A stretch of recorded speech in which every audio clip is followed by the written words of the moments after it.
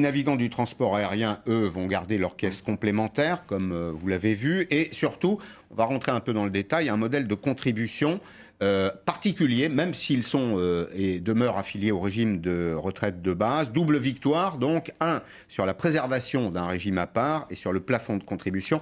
Les détails de l'accord qui a été conclu avec les navigants, PNC, PNT, personnel navigants commerciaux, personnel navigants techniques, hôtesses et stewards et pilotes, avec Hubert Coster.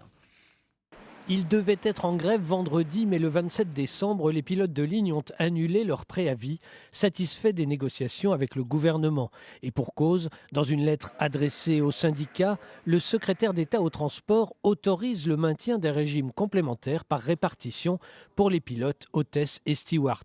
Une entorse de plus à l'universalité du nouveau régime de retraite par points, censé intégrer tous les régimes complémentaires. C'est ce qui est demandé aux 41 autres caisses autonomes, avocats ou experts comptables par exemple.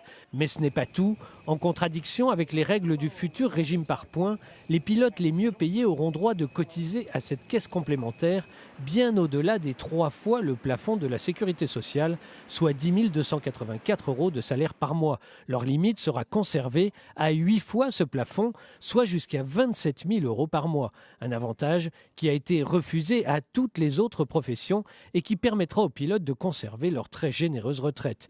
Il faut dire que les cotisations des navigants pour ce régime complémentaire sont très élevées, jusqu'à 23% du salaire en plus du régime général.